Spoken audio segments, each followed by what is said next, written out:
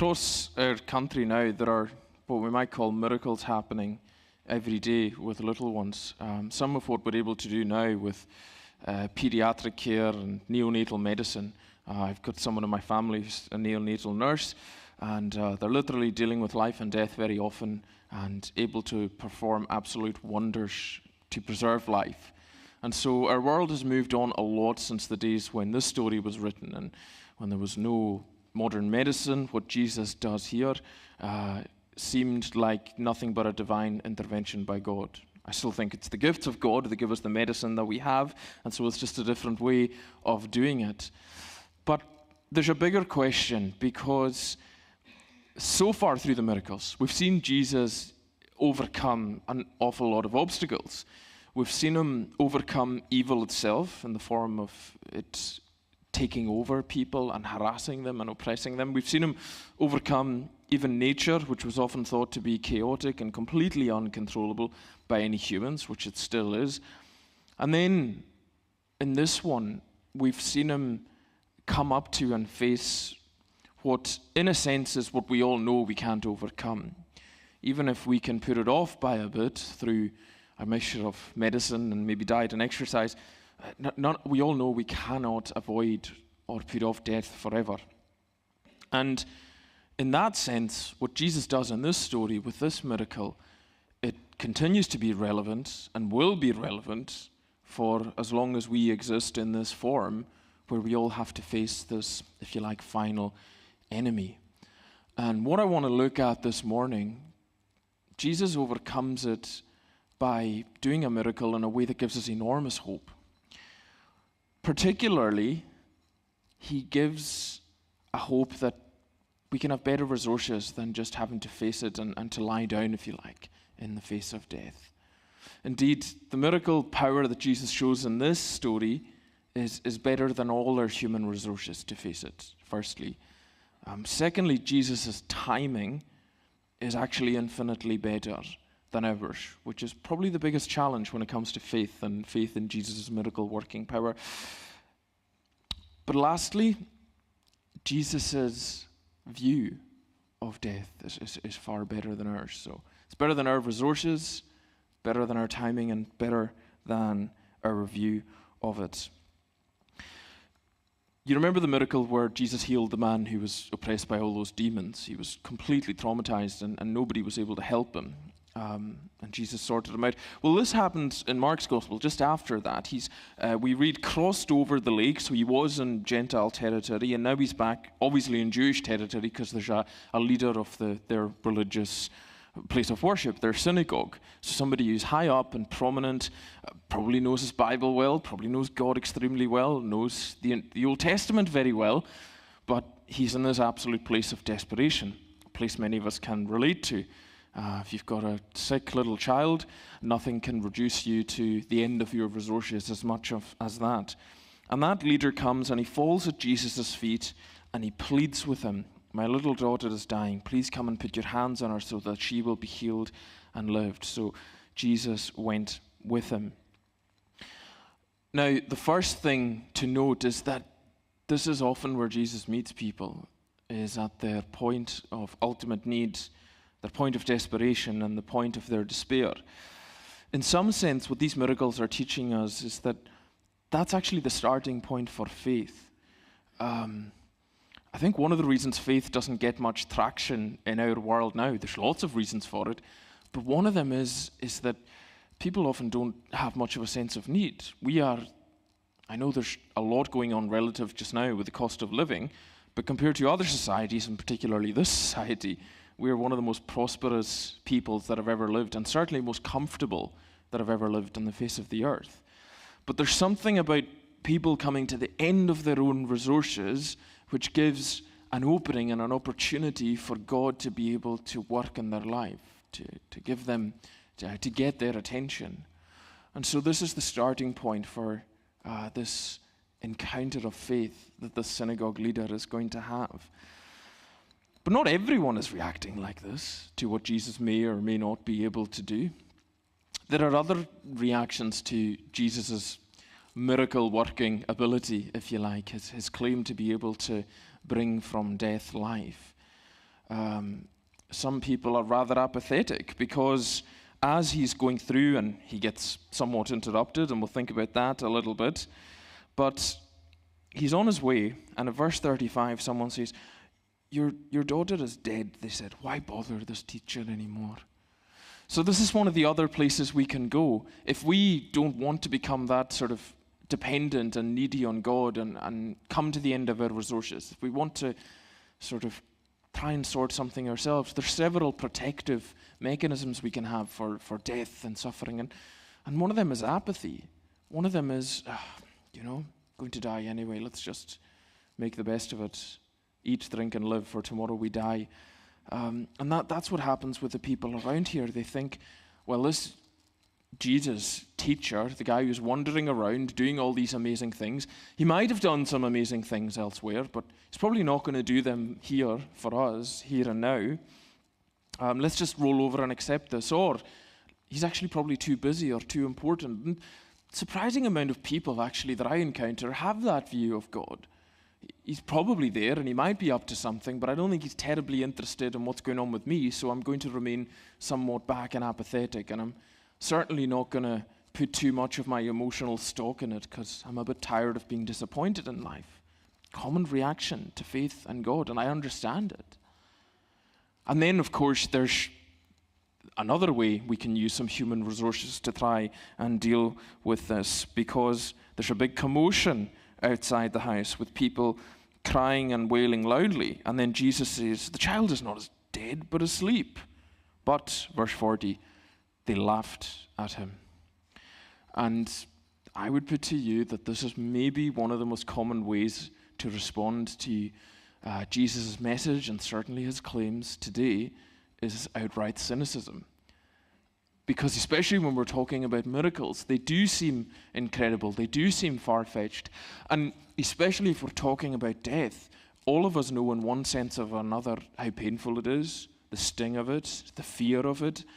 And so I think it's the most natural thing in the world, in many ways, just to be deeply cynical about Jesus' claim to be the source of life and to give everlasting life. It's another way to protect from disappointment, but I think it's also a very obvious reaction because we're so, particularly now, we're separated from hope. I think if you look around and read the news, people are more devoid of hope than they have been for a long time. And so cynicism is on the rise. And that's where everyone is. And the question this story firstly poses is, what resources are we coming to? Life, but also life inevitably involves death. What resources are we using? Are we at the end of ourselves and what we can do? And so we're actually in a perfect opportunity for God to actually come in and work and do something in our lives and hearts. Or are we apathetic? Have we just given up and hoping for things? Or a mixture of apathetic and cynical, because maybe we've just seen and experienced too much and we've had enough. Because all these people are in the story, but that fortunately isn't and doesn't have to be the end of the story. Now, in some ways, the most surprising thing about this miracle is that Jesus sneaks in another mini miracle on the way to raising Jairus' daughter. We didn't read it because I'm not going to spend too much time on it, but as this crowd is here, you know the story where there's a woman, she's spent all her money on doctors and she's got a bleeding issue, and she's desperate at the end of resources, and she thinks, if I can just touch Jesus' clothes, I'll be healed. Her faith is amazing. And faith is really, if you like, the center of the story. It's showing, well, that's how God tends to work, is that little seed of faith. And she does that, and Jesus says, whoa, stop. Now, on the face of it, this is somewhat ridiculous, and we're meant to feel that as we read the story, because we've got Jairus' daughter, who is critically unwell, some would say dead by this point, and we've got this woman who's been sick a long time. And we make this distinction in our own healthcare system. We have people who can go on a long waiting list, and they're all far too long just now, but the healthcare practitioners need to make those decisions. Who can wait 6 months for this procedure, operation, test, whatever it is, and who do we need to bring into A&E right now? And Jesus is on his way to an A&E case, and he stops the ambulance. He goes, oh, actually, no, I'm going to deal with someone who has been dealing with something for it. It seems ridiculous. And can I put to you that this journey that you enter into with faith, with putting some form of trust, or even exploring and making yourself a bit vulnerable to Jesus and Him working in your life, it is a risk. And I don't think that gets talked about enough. Because sometimes the message that you will hear about Jesus is if you just come to Him, everything's going to be amazing, or it's all, God is love and God is love, but it's very cuddly and very inoffensive. And we saw that when He calmed the storm. Sometimes following Him is a white-knuckle ride because He's not a genie and He can't be manipulated and He won't do everything according to your timetable. And again, this is one of the most common objections I face to belief when I'm speaking to people who are not in the church. They say, if God was real, I think He would have come and intervened in the situation that I'm personally upset about. You know, I suffered, I lost someone. And what they expect is that Jesus would not have His own agenda, that He would interrupt all the work He's doing in heaven and earth to do what they wished at that time. Now, I think sometimes He will. I think God is exceptionally compassionate and caring. But think about it. By definition, if He is God, He cannot, if He's that being with that much power and that much knowledge, He cannot and will not be manipulated into following anyone else's agenda other than His plan for the universe and what that involves. And sometimes that involves this, and how many of you know this from having some faith, this excruciating journey of waiting on God and hoping in Him and things really not playing out according to the timetable that we would wish or even that we think God ought to have. And my friends, I just want to tell you the truth this morning as much as I can find it in the Scriptures and see it, so as not to be a disappointment, that faith can be a life of peaks and valleys, and times where we're disappointed and times where we're even frustrated and angry at God because we've hoped in Him and prayed to Him and asked Him for things and it's just not panning out. I mean, think of Jairus, if you've ever been a parent. He must be beside himself just now, thinking, why are you stopping just now when it's critical? But he gets something even greater out of that equation. Although it's not following the timing that everyone else thinks, Jesus is somebody else that He's got in mind, this poor woman, and He's like, you know what, she needs to experience the kingdom of God and grace today. But also, He has something better in store for Jairus and his family. And Jairus has no possible way of knowing that at that moment. But here's the thing with faith in God and the question of why does God allow suffering and why does God allow evil? And one I don't know all the answers to, but this I do know from reading the Scriptures and following God, is that He does have knowledge that might change our perspective if we have it. And He doesn't give that to us all in one batch because I don't think any of us could handle it. But He has His ways and He has His reasons, and if you hang in there in the journey of faith, it's very common that you end up saying with Him, you know, I didn't know at the time and I don't know why I went through that, but God brought me through it and He had something better for me.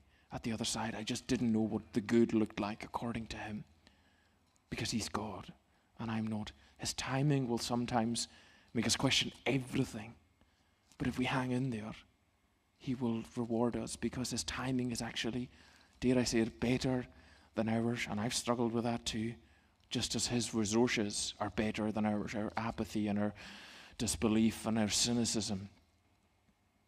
But lastly, and most briefly, it's what He actually has in store, His approach to death, if you like, that's really beautiful and really shines out of this passage and I think really gives us hope for where we are in the world today. He takes this little girl by the hand and He said to her, Talitha cum, which means, little girl, I say to you, get up. So Jesus is speaking in His native Aramaic, which was the native language of the little girl too. And we kind of, as we often do in the Bible, we lose a little bit of this in translation because the way He says it and the exact wording that He used, it's not a command, it's not a forceful jerk, it's not even, Jesus was surrounded in His time by magic workers and other sort of as I've said before, snake oil salesmen who would do all kinds of marvelous incantations and draw a lot of attention to themselves as they were doing their quote-unquote miracles. And Jesus is just very calmly, in a very understated way. It's the equivalent of, you know when you've got to get kids up in the morning. I know about that right now. It's hard work. And the temptation is to go get up, and really belt it out so that they'll move.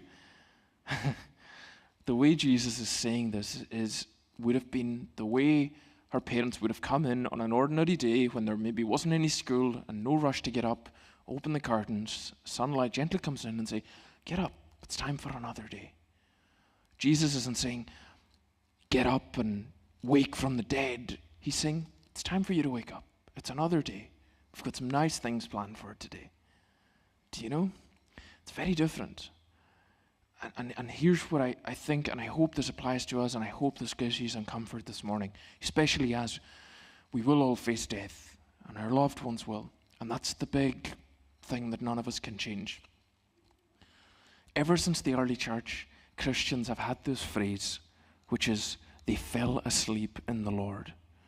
Because the great Christian hope, because of Jesus' power, you see, this is just a prefigurement of what he was going to do. He was going to die himself. He was going to face death himself. He was going to take on the power of death in his own body and face its agony in order that it might be defeated forever. And because of that, what he offered this little girl and what he offers us is that death will be but a sleep. We'll close our eyes and we'll go to sleep for a while, and we will wake up in an eternal kingdom where he will remake the world. And so, as painful and as separating and as uncomfortable as death is, as Christians for centuries and generations have known, it is but falling asleep in the Lord.